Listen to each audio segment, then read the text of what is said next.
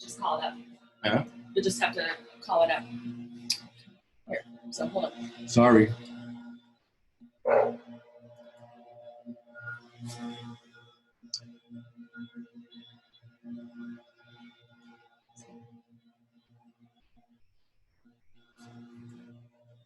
Okay.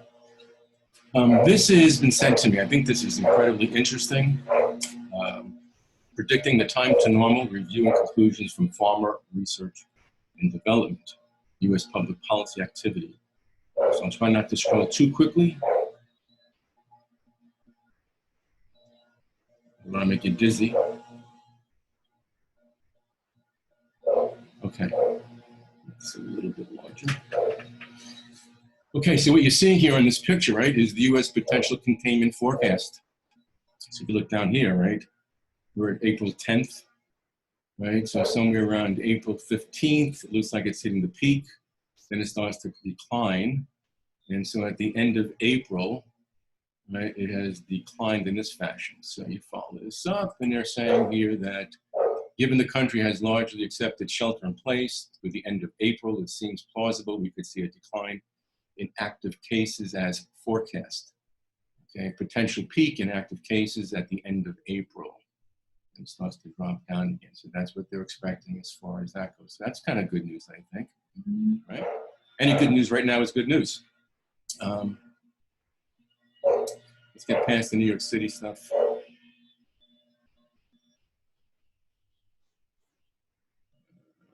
I want to get to this.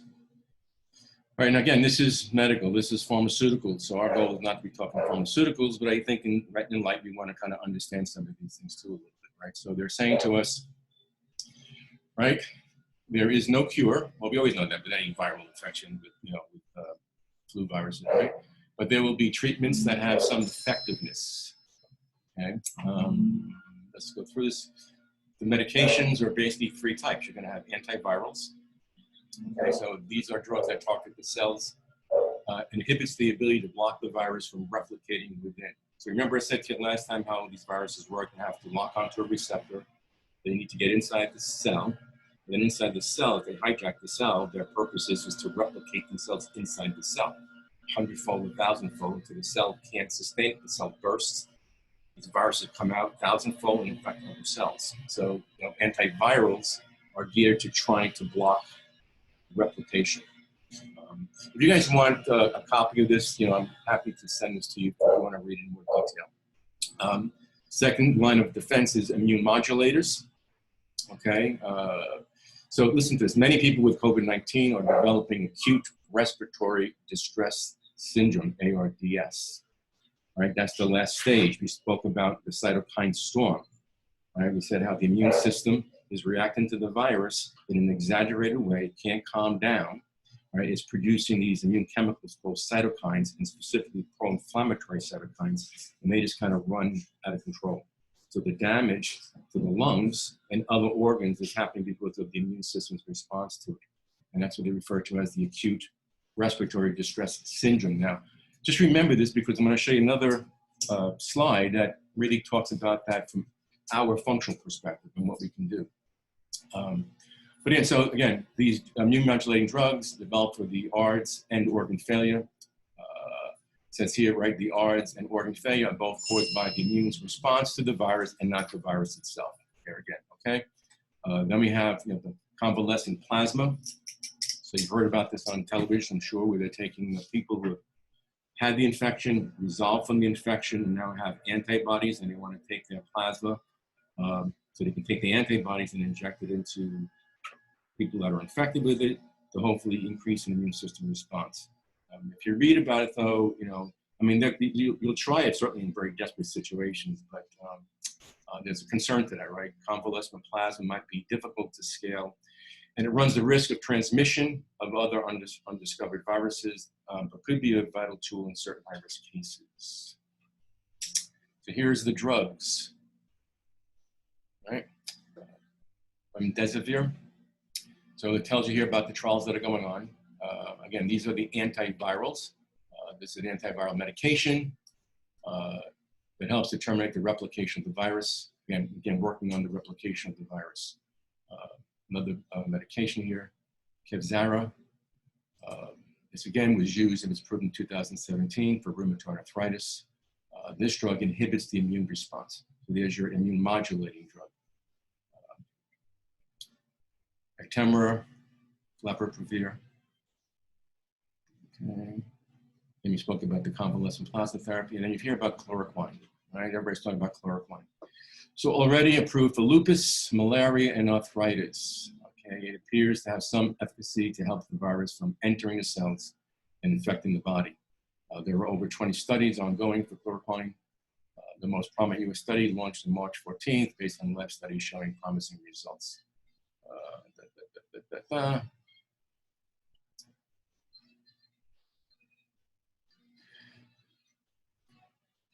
There are results of small frontline trials that have had mixed results and are highly contested. Data will be out soon on this one for a real trial with respective researchers, but it's tough to say what the results will be.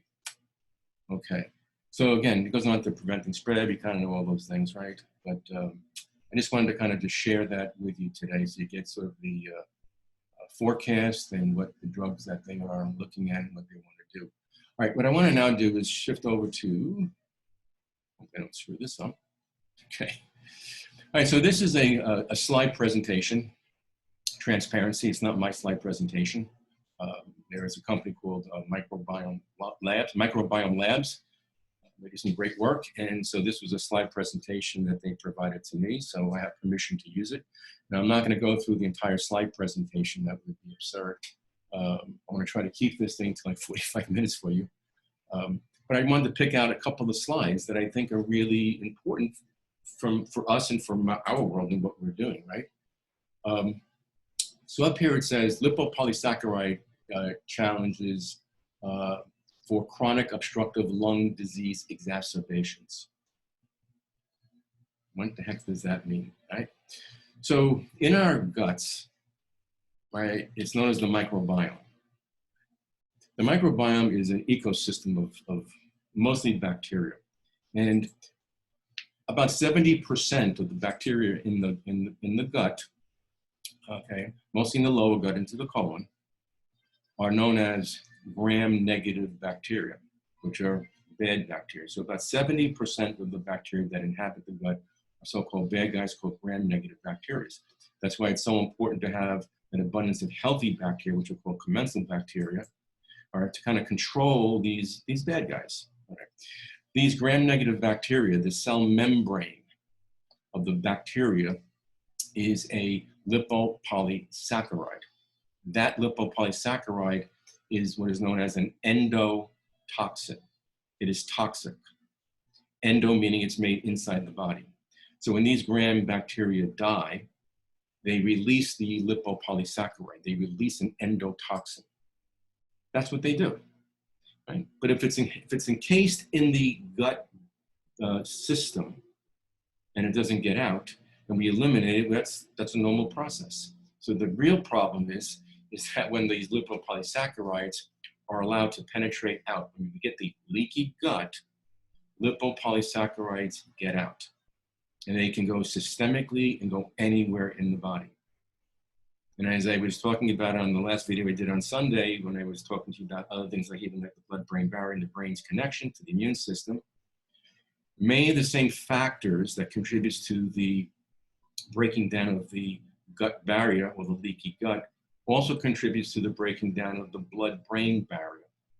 Remember, the brain has a barrier that protects the brain itself from the rest of the body so that if we get a respiratory infection, it doesn't get into the brain.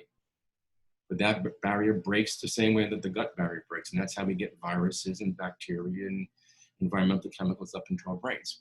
So a pro-inflammatory response in sputum and out, okay, and bronchoalveolar lavage fluid with elevation of neutrophils, macrophages, and certain kind of cytokines. These are your immune chemicals, right? In addition, the presence of gram-negative bacteria in the lower airways is a distinguishing feature both of stable and exacerbations of chronic obstructive pulmonary disease. Now, I hope you follow me on this because this is pretty powerful, right? What they're saying here What they're saying, and these are research papers, this is not my opinion.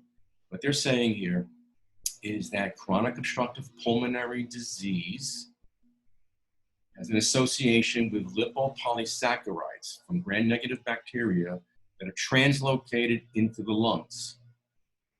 It's the causative factor for COPD. Going slow, not to make you dizzy. Lipopolysaccharide induced endotoxemia. So again, induced endotoxemia. What does that mean? Endo means it's made in the body, the tox is made in the body, endotoxins. Lipopolysaccharides are an endotoxin.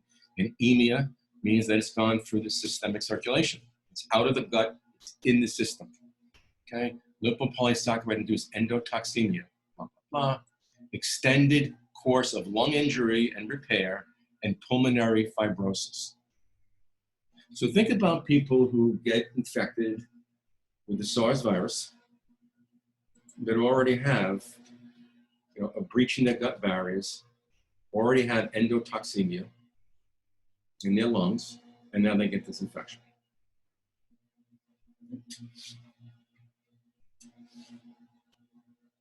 Long-term lipopolysaccharide exposure and chronic lung inflammation and persistent pathology. Good slides, right? Here they're just making a connection to all of these kinds of conditions, and it goes on from here, right? Lipopolysaccharides enters and causes inflammation in the enteric nervous system, leading to a disruption in the gut-brain axis of communication. Okay. Lipopolysaccharides enters again, causing disruption in the gastric emptying system and bowel motility, leading to chronic constipation. Lipopolysaccharides can migrate to the blood-brain barrier and cause inflammation along with inhibition of dopamine receptors, leading to depression. The inflammation in the brain contributed by lipopolysaccharides leads to cognitive decline. So you hear me talking about it all the time about inflammation, right? And inflammation in the brain. When people come in, they have all kinds of symptoms from depression, anxiety, mood disorders, and behavior problems and memory problems. That's inflammation in the brain. Now you're seeing on these research that one of the most significant contributors to the inflammation is these lipopolysaccharides, or endotoxemia, which is coming from the gut. So once again, we have so much information about the connection to our gut health and everything else. So what differentiates the people who get infected and the degree of severity in their symptom expressions? Yeah, I'm sure there's some, there's genetics involved in that. But as I also said to you in a previous video, when we're looking at genetics, it really is more about epigenetics and not the fixated genes, meaning the epigenetics is that your environment controls or has a significant influence over what your genes are expressing. So if we have endotoxemia, right, then we have epigenetic weaknesses. This endotoxemia is going to turn on these epigenetic expressions. Okay, so again, blah, blah, blah, anxiety, chronic pain, Parkinson's, Alzheimer's, and the big thing is autoimmunity. Autoimmunity, right? Chronic activation of the innate immune system in various tissues leads to what's called the bystander effect, like the thyroid innocent victim in a drive-by shooting, where self-tissue inadvertently becomes targeted by the immune system.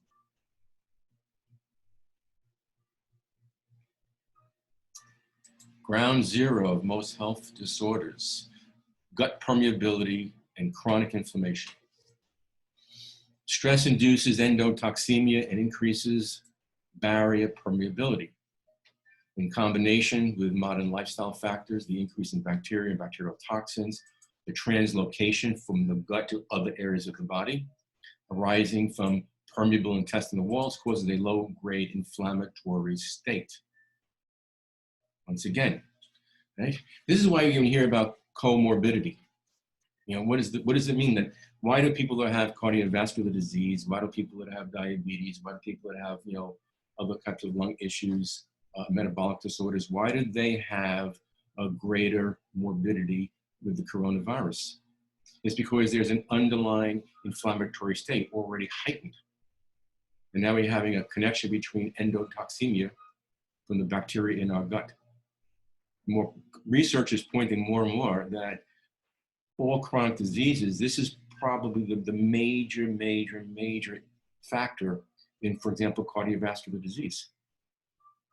It's not cholesterol, right? It's endotoxemia. The statin drugs aren't going to change endotoxemia. So I don't want to beat this up too much, but I want to get to your questions. Let me just, this is going about cancer and lipopolysaccharides. Here you have lipopolysaccharides in the association of Alzheimer's disease in the brain. Again, the good news is that, you know, we're in a position that we can take actionable steps here. I mean, this is good information. This is not the information you go, oh my goodness. No, this is like good stuff because like, we know we can come in and we can intercede. Let me just tell you a quick little personal story, which is I did recently my own GI infectious stool test. I like to do it like twice a year, and I did mine just a few weeks ago. Now, again, I have a pretty healthy lifestyle. My diet is certainly anti-inflammatory. I get a lot of vegetables in my diet, eat a lot of fermented foods in my diet. But interestingly enough, when my stool test came back, is the healthy, good bacteria were much lower than I had really expected. So I was like, wow, I'm eating all these vegetables that feeds them. I'm eating fermented foods. You know, how could this be, right? But it was interesting that, you know, when I correlated the stool test with my epigenetic test, like one of the findings of my epigenetic test was an enzyme gene, or gene for an enzyme called FUT2, F-U-T-2. It's a long name, but FUT2. What that enzyme does is it helps to upregulate the production of sugars in the intestine. The intestinal cells make certain kinds of sugars that are food for healthy bacteria.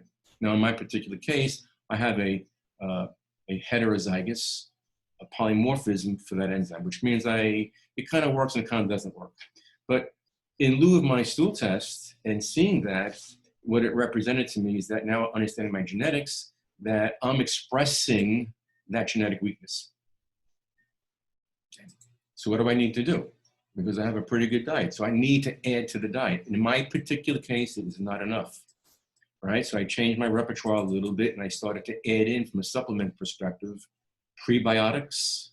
And I started loading up more on probiotics. Okay?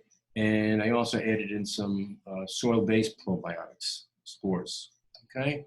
To help override that weakness. So I had two things, my genetic test and my stool test, and that's how I kind of figured that out. But I'm taking actionable steps to work on getting my microbiome healthy. That's priority number one for everyone coming in, right? Okay, if I can just flip through a couple more things here. So just again, metabolic endotoxemia and elevated lipopolysaccharides in disease. Okay, let's go to questions, right? So, oh, this was interesting. One more thing, which is the lipopolysaccharides induce low-grade inflammation increases the hypothalamus expression, causing central insulin resistance. What this means is that they're seeing an association with lipopolysaccharides as being a causative factor to diabetes. That diabetes is not just a weight problem. There are thin people with diabetes, and here's your connection again, the endotoxemia. So everything is connected back to endotoxemia. So I think we should put some attention to our guts. Okay, so what do I do here, Cynthia? Go back to stop share? Yeah. So we get the questions. Hey, back. Okay. So I need you guys to, in the chat boxes, please answer, just put in questions. Let's have a discussion here. I know you guys must have questions. I think those two points that I showed, both on the endotoxemia and then also showing you the statistics, I think are very useful. So I wanted to kind of start off with that. So Anita did send me some questions ahead of time. Not that these were her questions specifically. Do I have my phone here? We have questions on it. It's plugged in.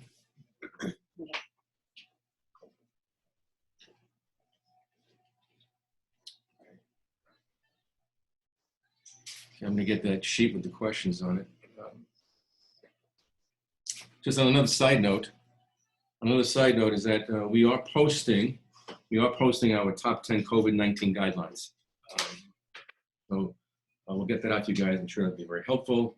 Also, I just finished making a 7-part video series on the immune system, kind of the fundamentals of the immune system, what inflammation is, autoimmunity is, and some strategies. I know you guys are going to be kind of familiar with this, but it's kind of good to hear it over again in sort of a sequential manner, okay? And I want to thank Anita and Christy for helping us put that together and editing it and trimming all that kind of good stuff. So thanks very much.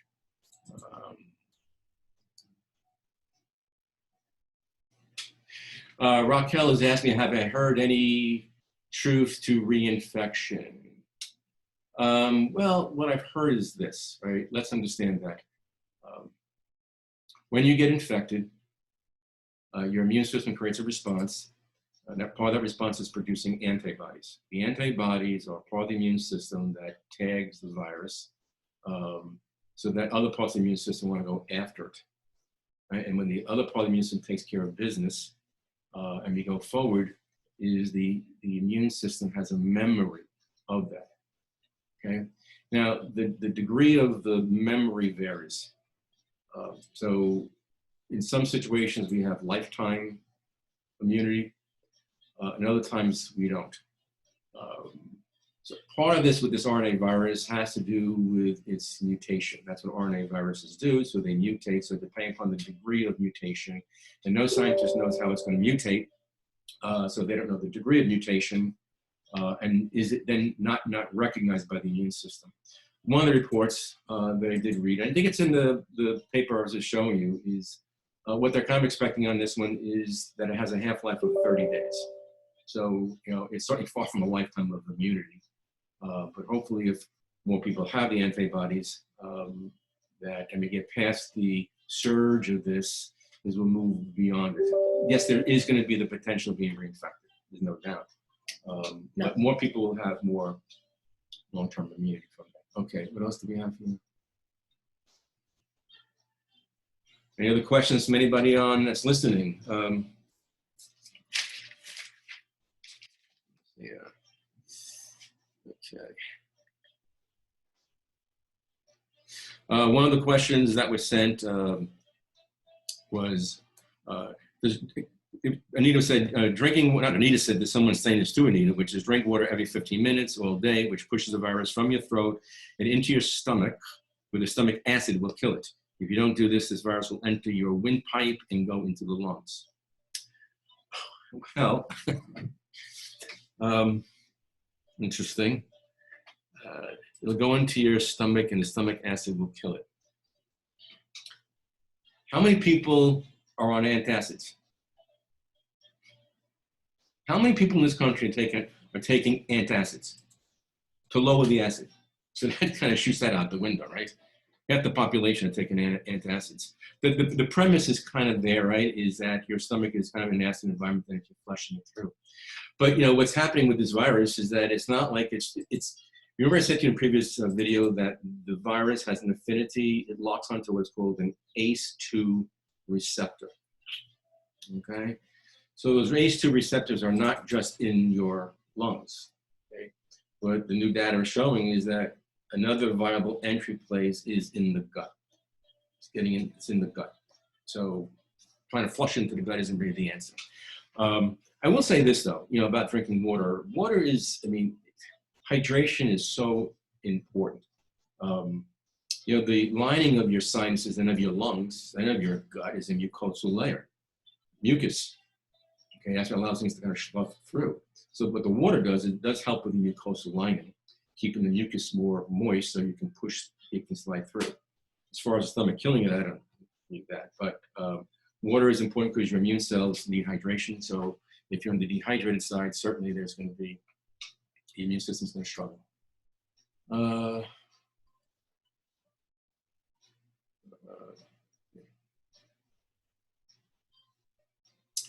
Donna, hi Donna. Donna is asking, have you heard about the virus lying dormant, and what does that mean to the body? Well, I don't know about the virus lying dormant. It's not like a DNA virus. Remember we said, like, you take, for example, Epstein-Barr virus or herpes viruses. Like, these viruses live in us. We have lots of viruses in us. The immune system kind of keeps them in check. They live in dormancy. That's also known as a latent phase. The active phase of a virus is called the lytic phase.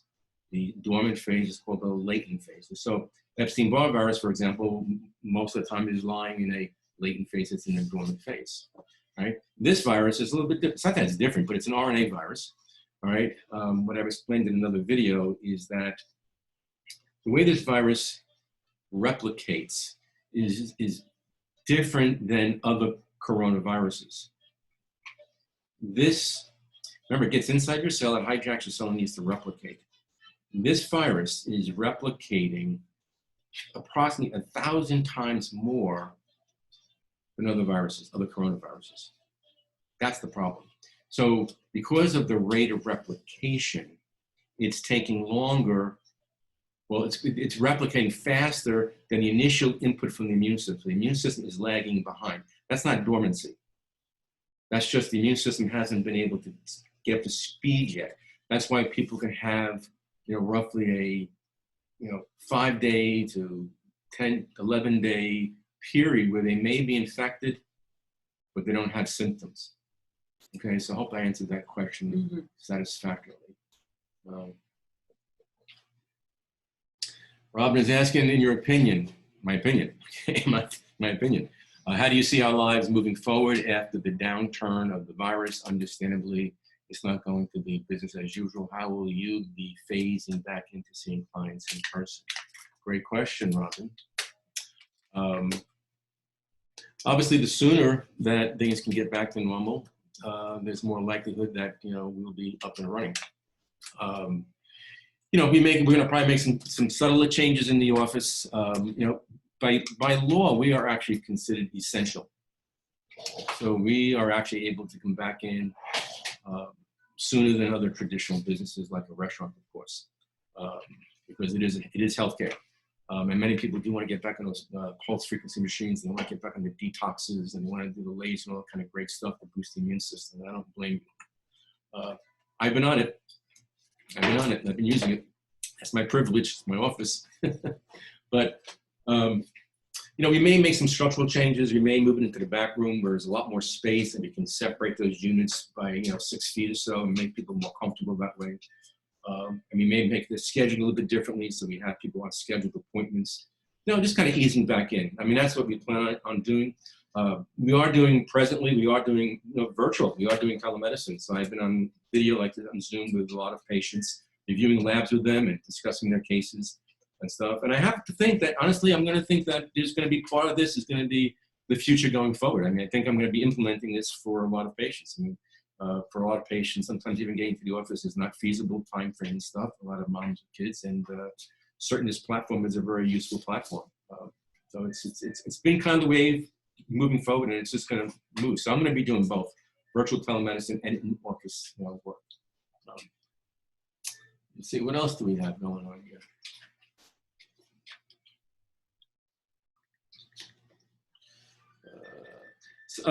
Another question, I guess Anita threw up. Not Anita again. I'm not just making sure it's not Anita. It's somebody who's asking Anita. But the virus.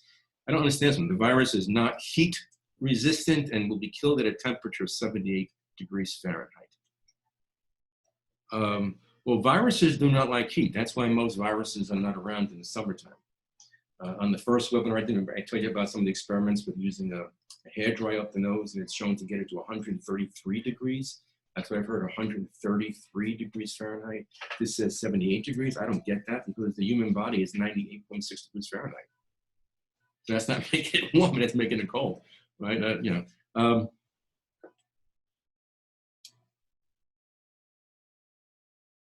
The virus doesn't travel well, and so we should not be concerned about mail shipping containers. That's kind of truth to that. I mean, viruses do not really, this virus does not really, it's not cardboard, doesn't last on cardboard. So I mean, those, you can touch those things. You don't have to be afraid going to food stores and putting your hands on stuff. Just wear the gloves, right? The main thing is you don't want to go from here to here. You don't want to touch this, start rubbing your eyes, right? This way you wash your hands, you know, before you got to scratch your head, you know. It's interesting. The first time I really learned that this virus is transmitted from hand to face, right? And now even understanding now fecal, because, you know, sometimes we're cleaning ourselves and then we're not washing our hands sufficiently, and the virus is in the gut. This coronavirus is in the gut, right? And we're doing it that way too. So, you know, hygiene, hygiene, hygiene. Let's see, what else?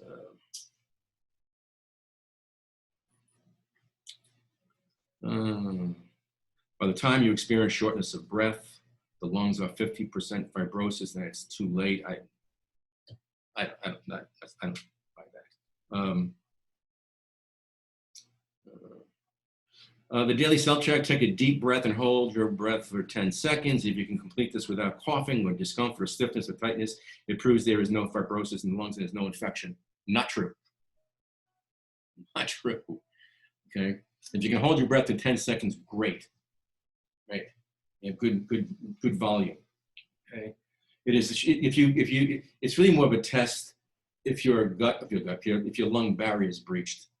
And if you have a breach in the barrier, and you take a breath in, you can't hold it. Okay, that's got nothing to do with the virus. People with very healthy lungs, the virus can get in there. It's like, remember saying like healthy people can get infected. I consider myself a healthy person. I can get infected. And it's like, you know, I'm at the same risk basically, unless I'm taking precautionary measures, right? Which is distancing, washing hands, doing those things. Right? The real responsibility, the real job that I'm doing is I'm prepping myself, and I have been for a long time, but I'm prepping myself to put my immune system in the best position it can be in if I get infected. So I don't have an extreme inflammatory response, and I can resolve that inflammation and come out of it unscathed. That's what I want to do. If I get infected, I don't want it to be serious, and I want to get through it. I've had viruses and flus before, right? They're not fun to have. Okay? But you get past those things. So again, you go back to the previous slides, the thing that is really separating, not getting infected, but separating the degree of the seriousness of the infection. You know, these stats, right? They're kind of crazy about it. But the reason why people are going into severe stress response, again, is because their immune system is already primed. Their immune system is already imbalanced. They have inflammation in the cardiovascular system.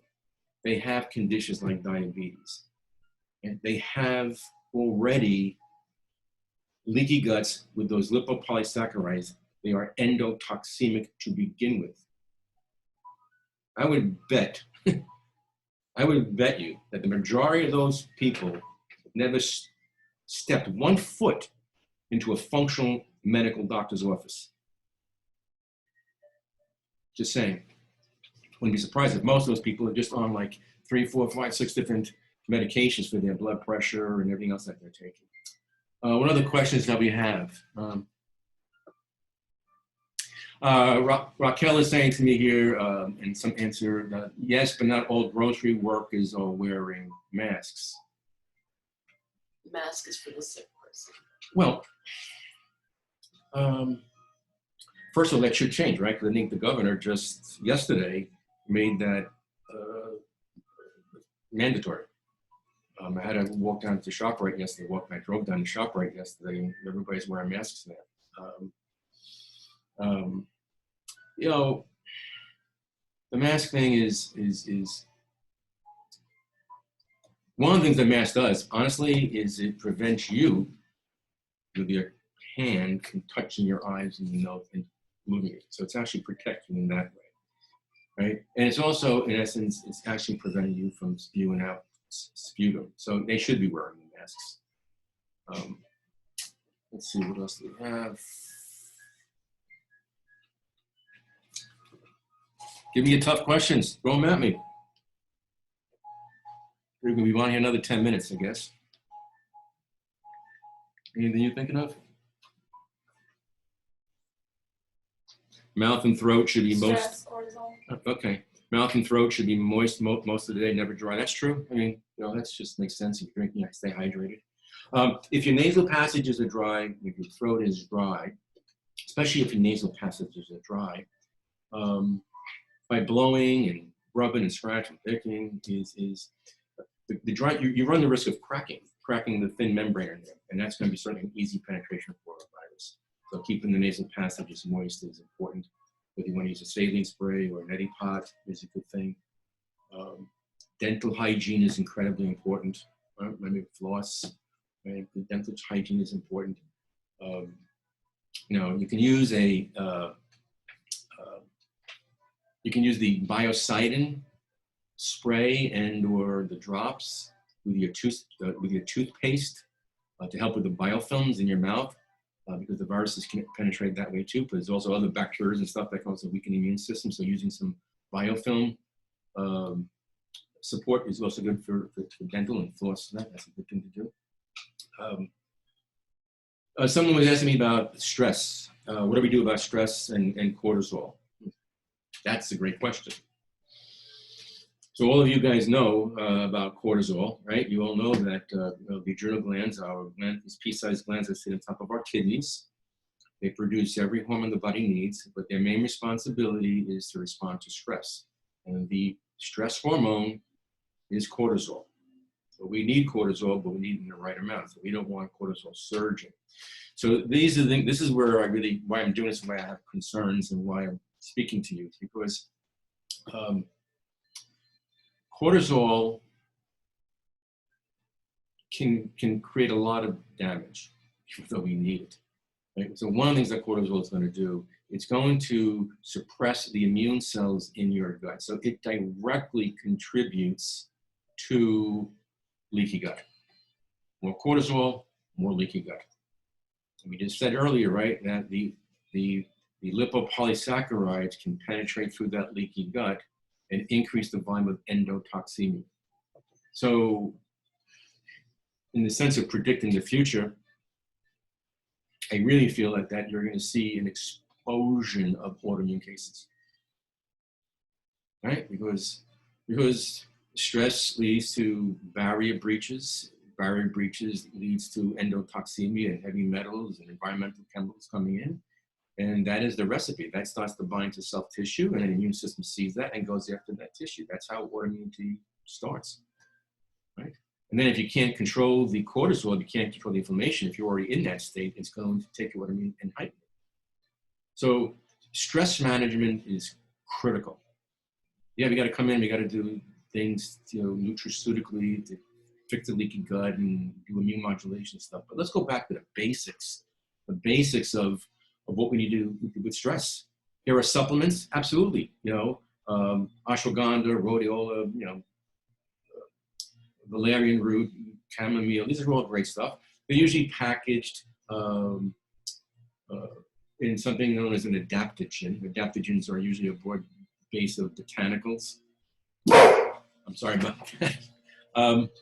So we have adaptogens in our office, but you know, the adaptogens are available in most places, so those are always good. I take them every day because, you know, I want to just help regulate my cortisol response, right? But here's what I do is like, one is breathing. Again, we've talked about this earlier, but just not forget, it's worth repeating, right? Breathing is critical. So periodically through the day, take a stop, sit up straight, or stand up. Don't slouch, sit up. Right? Through your nose, not through your mouth. Through your nose, slow, deep, deep, deep breathing. Feel the lungs, feel it in your abdomen. Hold it. Unless you're coughing. Hold it. Try to hold it for 10 seconds or even longer. And then let it out slowly through your mouth. Slow. And let it really kind of empty it all out. And then relax. And repeat that 3, 4, 5 times in a row. Breathing is really important because breathing has a direct connection. Your respiratory rate is directly linked to the rhythm of your brain. When we are stressed, We start to get into shallow breathing. We tighten up, right? Because you're in stress, you're in defense posture. Everything comes up. This comes up. This tightens. Our pupils dilate. Right? So our breathing gets more rapid. And that speeds up the brain. So the brain goes into fight or flight response. And then fight or flight response is firing back down. That's a bad loop. So if we stop ourselves and sit up and take a slow, deep breath, okay, calm. So yoga, meditation, those things are great, right? Sleep is imperative. It's hard to sleep when we're stressed. People already are not sleeping very well, but stress and lack of sleep go hand in hand. So if you're having sleep problems, work on some of the factors. Of try yoga or stretching is really good. Deep breathing exercises. But if you're not getting full recovery sleep, we're home. We're not running around our lives, busy in our cars. Blah, blah, blah, blah. We're home a lot more. So if you want to take a nap, take a nap. If an hour here or there, 45 minutes is really rejuvenating. So do that. And diet, you really want to focus on anti-inflammatory diet. Pretty important. And some degree of exercise, right? Now, you don't want to be going out doing strenuous exercises. Used to go to the gym, and I used to love with weights and pushing weights and pushing myself, right, and getting exhausted. That's not a good idea right now, because you don't want to be so extremely exercising that your immune system now has got to handle recovery to the exercise. You want movement, but you don't want to really stress your immune system. You want the immune system to be focusing on what it needs to do with handling a virus if that needs to be. So getting out for a good walk, getting outside, getting the sunlight. I've been getting back into running, so I've been a couple of days a week, I'm out for like a few miles of a run, kind of running up a hill, get my heart rate up a little bit. Other days, I'm just doing some, stomach work and some push-up work. Have been online actually with a trainer at the gym I go to, and I have like 1 or 2 days a week, and I've been doing a workout with my trainer via Zoom. So don't forget, again, the supplement's great, but exercise, eat right, get your rest, do some deep breathing, those kinds of good things. Now, again, people have been asking me about tests. We're going to put together, and we'll mail this out to you, we're going to put together some ideas. We're going to call them packages, right? For example, the antibody tests, Cynthia can probably speak to you more articulately than I can on this subject matter because she's in contact with the labs. As far as the antibody test goes, right, it's been kind of delayed on our end because we were told that they were going to come out with a blood spot. Just prick your finger, boom, and we were going to do the antibody test that way. And I was like, wow, isn't that great? You just mail it to your house and just take the finger and do it. The FDA hasn't approved that right now. So what's being approved in the first rollout is going to be serum. Okay, so it's hard for people who go down to a lab to get blood drawn these days. So there are phlebotomists that are going to be going around to people's houses, and you have to pay for the phlebotomist, but they are going to go around and do serum draws. So the serum drum is the first wave coming out. But these labs, this one that we're working with, is going to, after the first wave, is going to be coming out with the finger prick blood spot. So you'll have that. So we'll be able to have that for you guys. But like for example, with stress management, certainly a salivary cortisol stress test is a pretty good test to look at right now, as far as managing your cortisol levels and taking some actionable steps. Along with that, I always think an organic acid test. An organic acid test is a urinary test. It's a really comprehensive test. It gives us a lot of information, right? When you urinate, you're excreting out acids, which are the byproduct of metabolites of breaking down neurochemicals, breaking down vitamins, breaking down different types of neurotransmitters in our brain and stuff. We can get an understanding of nutritional deficiencies. We can get an understanding of your fatty acid metabolism, how well your mitochondria are working. And then we can design a protocol for you to really zero in and to make some improvements there. Certainly, again, like I did a stool test, a GI FREX test, stool test, to get an understanding of your gut microbiome and what actionable steps. Use myself as an example, right? I just had to make some adjustments based upon that stool test, but now I'm in the driver's seat, which is really good.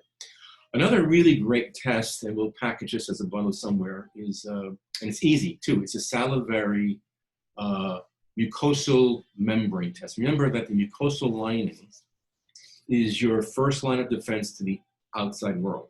So the salivary mucosal test will give us indications of whether there is a leaky gut or not, whether there is a breach in the blood-brain barrier or not, whether there's an elevation in these lipopolysaccharides. So if this test comes back and we see that the lipopolysaccharides are elevated, remember this is a salivary test, so that means they're seeing lipopolysaccharides in saliva. It shouldn't be there. It should be in the gut, not in saliva, right? So it's gotten out. There's a clear indication of some endotoxemia.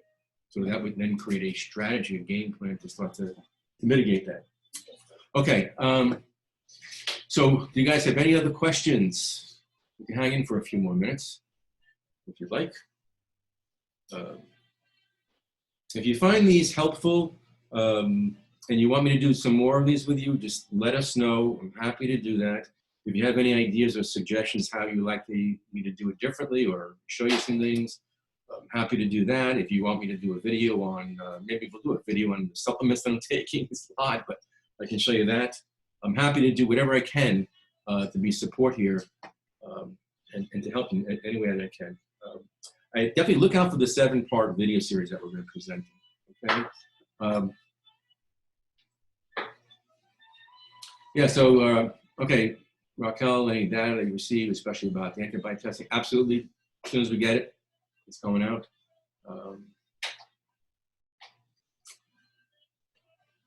Okay. Anything else that you think we could talk on? No. Eat your breakfast. Eat real food. Yeah, Cynthia. Eat real food.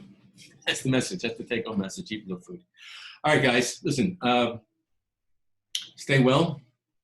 Do the right thing. All right. This was going to pass. Yeah, we're going to have. There's always going to be. We're going to get past this. Things will start to slowly come back, and you're going to see there's going to be pockets and waves of new pockets opening up and all that kind of stuff. Right, and we're all going to kind of transcend through this a little bit, but it's going to be a new world a little bit. There's going to be a new world to this, but on the positive side, I really think that there's going to be some good things coming out of this. Maybe really is that more people will really start taking some proactive steps about health. They'll start envisioning and looking at health a little bit differently. They won't be kind of in that sort of like symptom mentality. And be more interested in actually being more proactive in their health. Right? That's a great place to be. Okay, guys, until next time, it was great chatting with you. Bye-bye.